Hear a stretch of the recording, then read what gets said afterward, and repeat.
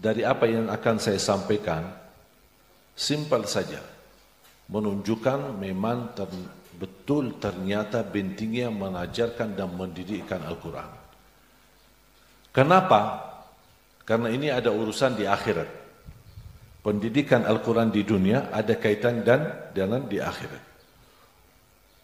Kalau di hari kiamat, semua anak akan melarikan diri daripada orang tua. Wallahi indahnya Al-Quran. Kalau yang baca dan simak Al-Quran, mendengar tapi tidak tersentuh hatinya, kasihan dia lagi sakit. Hatinya mati. Allah menggambarkan kalau ayat Al-Quran diturunkan di atas gunung, gunung itu bisa hancur. Masa Allah turunkan Al-Quran dan kita rasakan di hati kok tidak merasa apa-apa, biasa-biasa aja. Saya pernah melihat sebuah rekaman video di Jerman. Ada seorang tua masuk sebuah toko muslim, mau belanja. Mau beli belanja mungkin makanan halal apa gitu. Beliau sudah tua, mungkin 70 lebih. Yang punya toko di dalamnya dia mensetelkan ayat suci Al-Quran melalui CD meratap.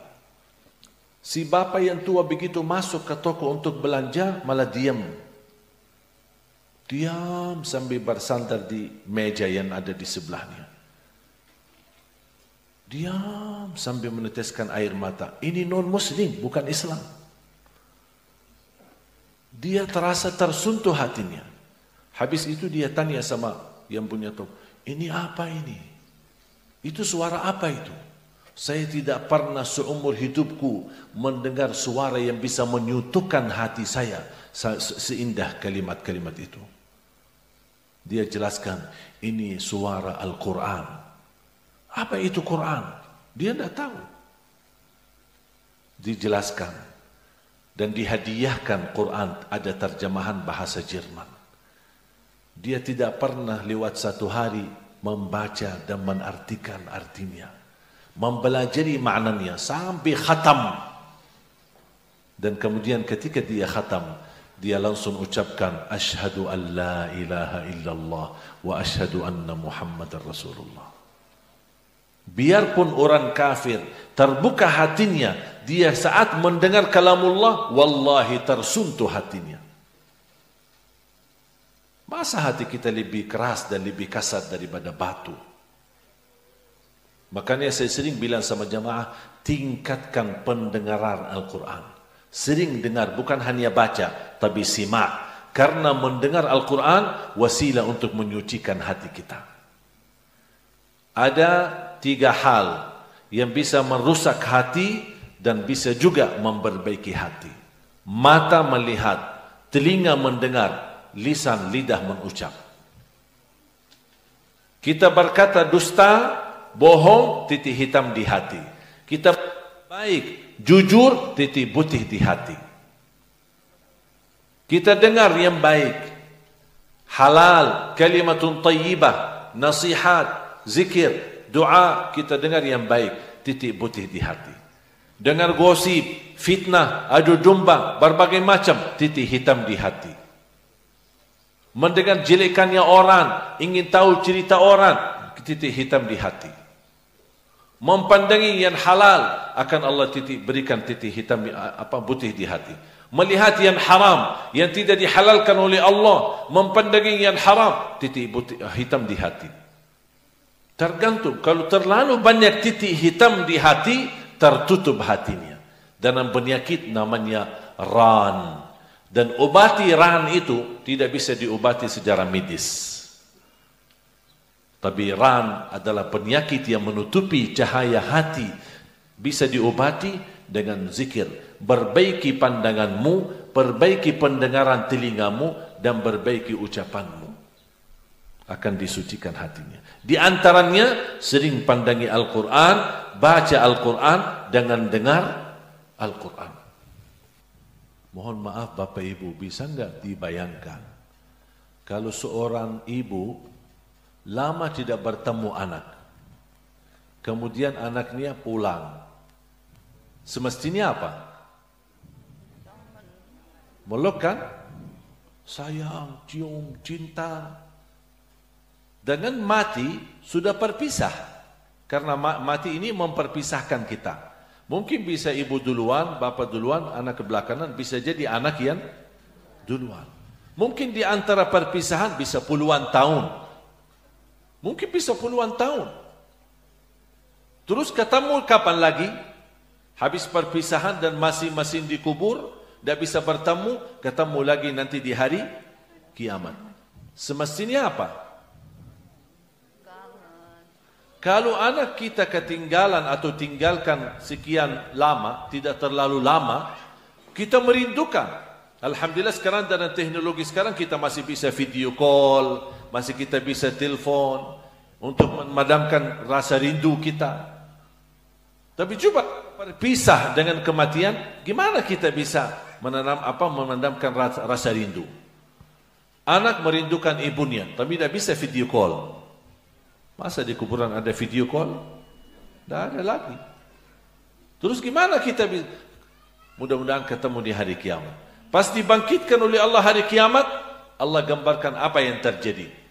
Dan lari dari ibu dan bapaknya.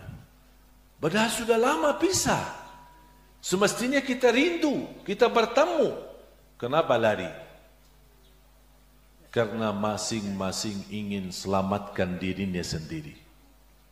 Suaminya sudah lama stres gara-gara istrinya di dunia. Ketemu di akhirat lari. Kalau di dunia masih belum bisa lari. Kalau di akhirat kabur. Lari di badan mahsyar. Dan mau ketemu. Kenapa dia lari? Karena dia takut istrinya minta tolong. Sedangkan masing-masing ingin menolong diri. Ingin selamatkan diri sendiri. Apakah hanya adik, saudara, atau ayah dan ibu, suami dan istri? Tidak, ada lagi. Terus anaknya. Jangankan orang lari dari ayahnya, ibunya. Ibunya dan ayahnya larikan diri daripada anak. Apalagi ibu yang rasanya namanya ibu yang suka kasih sayang, di padang mahsyar lari. Kenapa? Dia takut anaknya minta tolong. Jangankan kondisi kita, mohon maaf, semua manusia meminta tolong sama Nabi.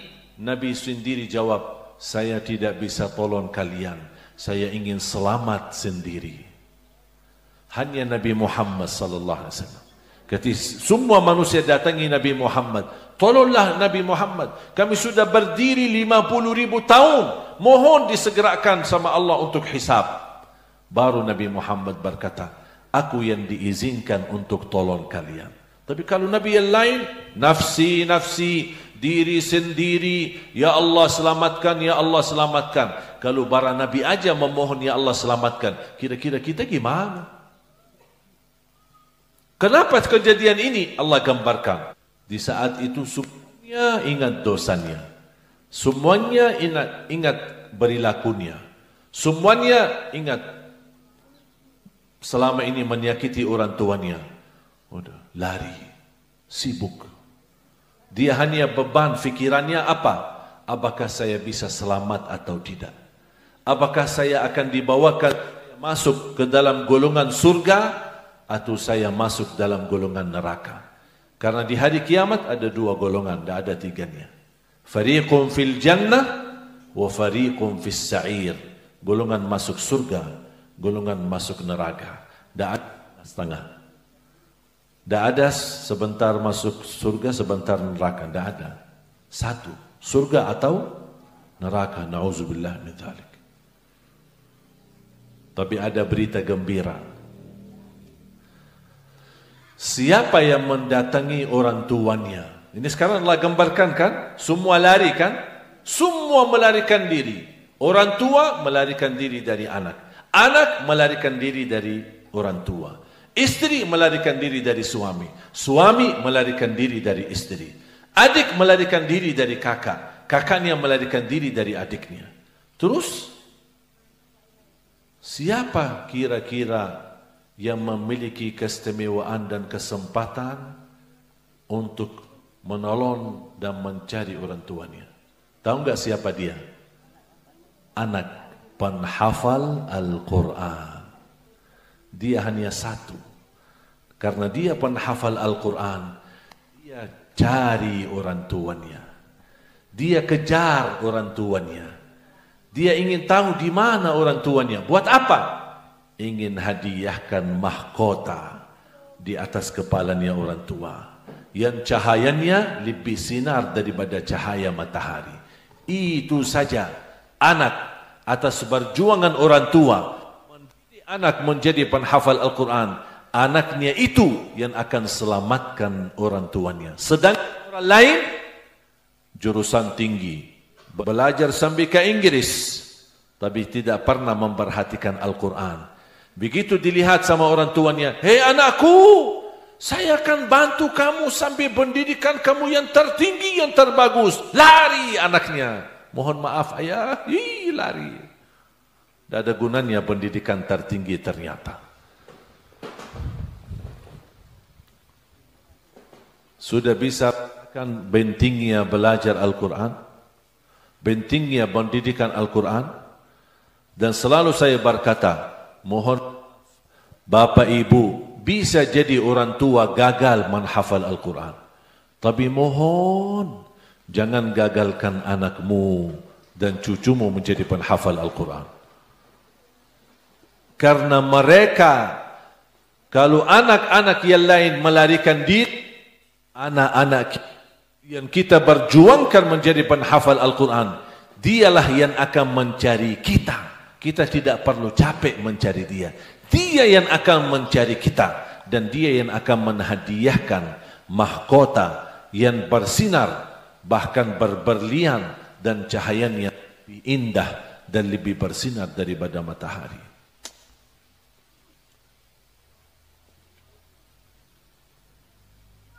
Ketika saya pernah satu saat, ibu saya membaca surat ini dan menangis menetiskan air. Dia membayangkan gimana kondisi anak larikan diri daripada ibu, ibu melarikan diri pada anak. Dan saya mencium kepalanya dan memegang tangannya. Saya bilang, Ummi, jangan khawatir, kami yang akan cari Ummi. Ummi tidak usah lari, Ummi tidak usah nangis, karena Ummi yang memperjuangkan kami menjadi penghafal Al-Quran. Mohon maaf Bapak Ibu, orang tua saya orang awam, bukan orang penghafal Al-Quran. Ayah saya bukan ulama, bukan kiai, belajar sekolah sampai kelas 3 SD. Ibu saya sampai usia 40 tahun, 0 huruf, tidak bisa baca Quran. Coba bayangkan, orang Arab tidak bisa baca Quran. Sampai usia 40 tahun, sama sekali tidak bisa baca Quran. Allah anugerahkan keturunan 12 anak. 9 laki, 3 perempuan. 10 di antara 12 penghafal Al-Quran 30 juz. Berapa mahkota yang ayah dan ibu kita dapat? Berapa karunia yang mereka dapat? Saya safari dakwah, saya sengaja mendatangkan orang tua saya dari Madinah, karena mereka berdiam di Madinah. Saya datangkan, khususnya di kota Malang, saya bawa mereka. Kali ini sayang sekali mereka tidak bisa ikut, tapi di dalam beberapa titik saya ajak ibu sama ayah. Begitu kita pulang, ayah sama ibu nangis. Nangis begitu memperhatikan, begitu jamaah antusias dan sayang sama saya. Dan saya pula sayang sama jamaah. Saling mencinta karena Allah subhanahu wa ta'ala. Tidak ada kepentingan di antara saya sama bapak ibu. Kita hanya bersama-sama duduk, dan alhamdulillah saya bangga menjadi rakyat Indonesia karena betapa Allah berikan karunia perhatian jamaah kepada saya dan keluarga. Alhamdulillah kita bisa terus istiqamah memperjuangkan Islam dan memperjuangkan Al-Quran karena berkat doa dari bapak ibu. Makanya ketika ibu dan ayah Mereka datang dari Madinah, melihat ibu-ibu betapa luar biasa kasih sayangnya kepada kita, luar biasa perhatiannya kepada kita. Mereka datang di mana tempat bermalam kita, datangi berkunjungan, bapak-bapak memberikan perhatian, sampai ayah sama ibu merasa tenang. Walaupun mereka pulang ke Madinah, merasa tidak ada kekhawatiran, karena mereka merasa anaknya sedang berada di tengah keluarga sendiri. Tak pernah saya merasa diri asing. Saya bilang sama ayah sama Ummi sama ayah merasa bangga karena begitu luar biasa perhatian jamaah kepada kami. Gimana kalau ayah di hari kiamat? Gimana Ummi kalau di hari kiamat? Masing-masing anaknya dari 10 penghafal Al-Quran akan mencari ayah dan Ummi untuk memberikan mahkota yang luar biasa indah. Mungkin kami bukan berjurusan tinggi, sekolah yang tinggi, biasa-biasa saja. Dan alhamdulillah berkat tuannya, berkat anaknya menjadi penghafal Al-Quran. Sekarang sebaliknya, ayah dan ibu ikut dari nol belajar Al-Quran dan menjadi penghafal Al-Quran. Yang menjadi gurunya adalah anaknya sendiri. Dan saya berhasil merayu 7 adik saya, 7 adik kandung. Saya datangkan mereka dari Madinah. Dan saya sudah sampaikan, di Indonesia mereka sangat haus belajaran Al-Quran. Mereka ingin membaca Al-Quran dengan benar, bahkan banyak ingin menghafal Al-Quran. Dan tugas ini luar biasa besar, dan impian ini sangat indah, dan saya tidak bisa bekerja sendiri. Ayo adik-adik saya, kalau kalian berkenan, datang ke Indonesia. Tapi saya bilang sama mereka, saya tidak bisa janji gaji. Saya tidak bisa janji uang. Saya tidak bisa janji rumah yang bagus. Saya tidak bisa memfasilitasi adik-adik saya. Saya sampaikan begitu. Kalau kalian mau cari aman, mohon maaf, Madinah lebih aman. Kalau mau cari suci, Madinah lebih suci. Mau cari makmur, Madinah lebih makmur. Mau cari berkah, Madinah lebih berkah. Mau cari makam wali, Nabi Muhammad lebih baik daripada wali. 1000 wali di Indonesia masih lebih mulia makam Nabi Muhammad sallallahu alaihi wasallam. Tapi kalau kalian datang ke Indonesia untuk memperjuangkan Al-Quran, terbuka kesempatan. Tapi kalau kalian hanya buat jalan-jalan, lebih baik diam aja di Madinah. Saya rayu dan memberikan semangat. Alhamdulillah, 7 adik kandung saya berhasil membawa mereka datang ke Indonesia. Mulai dari mereka belum bisa bahasa Indonesia, sampai mereka alhamdulillah bisa bahasa Indonesia. Dari mereka belum punya keluarga, biar mereka betah dan tidak bosan, saya jodohkan sama orang Indonesia.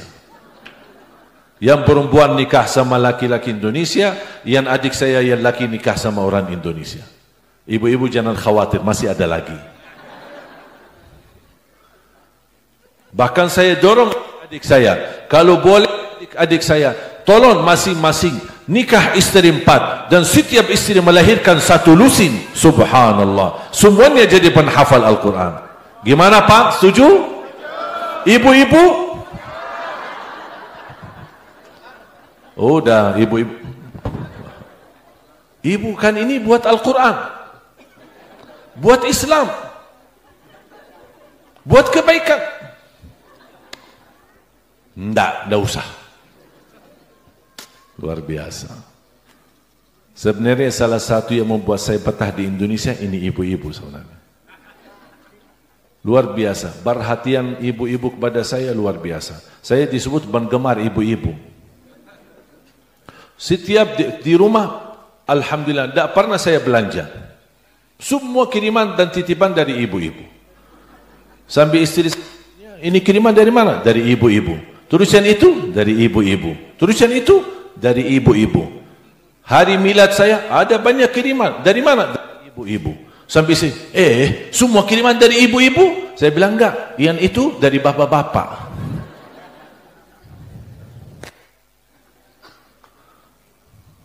Makanya saya cinta sama ibu-ibu. Masya Allah. Saya kagumi perjuangan ibu-ibu yang salihah, ibu-ibu ibu-ibu yang menurusi keluarga dan juga ikut memperjuangkan agama. Tidak ada majlis ta'lim bapa-bapa, yang ada majlis ta'lim ibu-ibu. Masya Allah, ikhlas menurusi keluarga, melayani suami, menurusi majlis ta'lim. Masya Allah, duluan datang ke masjid, padahal tidak wajib dia datang ke masjid. Memakmurkan majlis ilmu, berlomba-lomba. Dia yang duluan bersedekah. Banyak yang berwakaf untuk program kita malah justru dari kalangan kaum wanita. Begitu luar biasa perhatiannya. Dan insya Allah saya doakan mudah-mudahan ibu-ibu yang duluan masuk surga. Katanya imam adalah suami, tapi ternyata masuk surga suami jadi makmum yang membawa istrinya. Amin ya rabbal alamin. Doakan jamaah sekalian. Doakan cita. Saya membangun sebuah cita melahirkan dan mencetak 1 juta penghafal Al-Quran untuk Indonesia tercinta. Indonesia dikenal negara terbesar penduduk Islam. Insya Allah tidak lama lagi Indonesia akan dikenal negara terbesar para penghafal Al-Quran.